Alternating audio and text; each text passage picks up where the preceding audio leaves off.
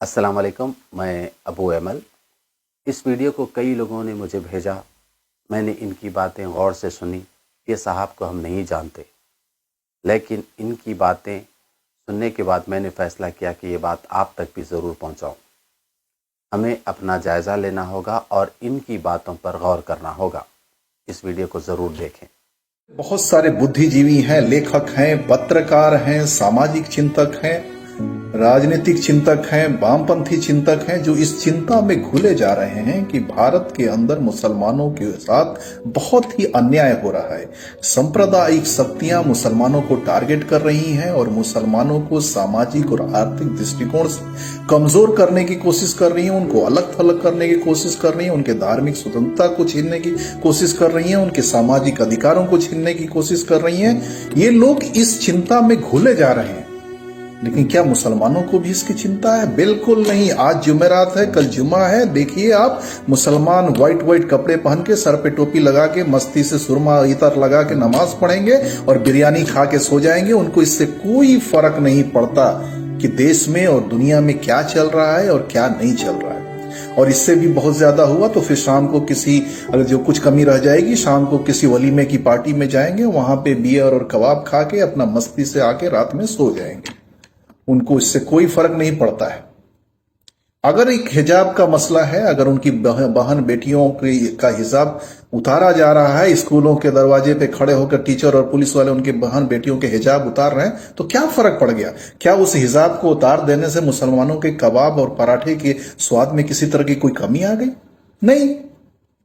आप उसका सबसे बड़ा उदाहरण ले लीजिए कि आप दिल्ली का उदाहरण ले लीजिए, जहां सीए एनआरसी के विरोध में इतना प्रदर्शन हुआ। बूढ़ी बूढ़ी औरतें, जवान औरतें, बच्चियां महीनों महीनों वहां मैदान के अंदर, सड़क के अंदर ऊपर बैठी रहीं।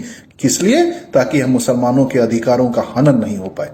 और आज क्या हुआ? उसके जितने अगवा हैं आज जेल में सालों से सड़ रहे हैं। क्या आपने कभी देखा है कि मुसलमानों ने उसके लिए आवाज उठाई हो? क्योंकि ये मुसलमानों का मुद्दा ही नहीं है। मुसलमानों को इससे कोई फर्क नहीं पड़ता, क्योंकि जिनकी आत्मा मर जाती है, जिनका आत्मसम्मान मर जाता है, जिनका जमीर मर जाता है, जिनका बुद्धि और विवेक मर जाता है, उनको इससे कोई फर्क नहीं पड़ता कि उनके साथ क्या हो रहा है। आपने कभी देखा कि ये संगठित होकर ये जो 20 करोड़ गिनतियों पे है, जिनकी गिनती से आरएसएस और भाजपा वालों की नींद उड़ी हुई है, रात को बेचारे सो नहीं पा रहे हैं कि 20 करोड़ हो गए, 20 करोड़ हो गए। अरे ये 20 करोड़ नहीं है, ये जिंदा लाशें हैं जो सिर्फ अपने कब्रों का इंतजार कर रही हैं। इसलिए आप उनकी चिंता मत करें। मैं ये नहीं कह रहा हूं, मैं किसी को गोली बम बारूद चलाने के लिए नहीं कह रहा हूं। मैं सिर्फ ये कह रहा हूं कि जो भारत के संविधान ने जो आपको अधिकार दिए हैं, कम से कम उनके प्रति तो सजग हो जाओ। उससे आपको किसने रोका है? लेकिन नहीं, इनके लिए दूसरे लोग मरते रहें, दूसरे लोग इनके लिए चिंता करें, दूसरे लोग इनके लिए आंदोलन करें, दूसरे लोग इनके लिए धरना दें, दूसरे लोग इनके लिए प्रदर्शन करें। लेकिन नहीं, ये क्या करेंगे? ये तो भाई मुशायरों में जाके वाह वाह करेंगे, ये जलसों में जाके नारे तकबीर का नारा लगाएंगे, ये उर्सों में और मेलों में जाके भीड़ लगाएंगे। इनको इससे क्या फर्क पड़ता है? क्योंकि ये जानते हैं कि ज्यादा से ज्यादा इनका क्या होगा।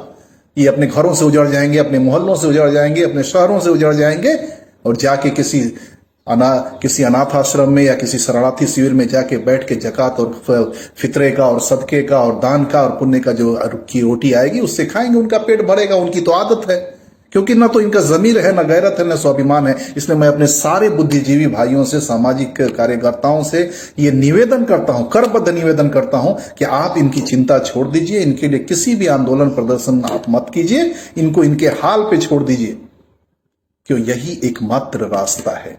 अगर ये बर्बादी की तरफ जाना चाहते हैं तो आप इनको नहीं बचा सकते।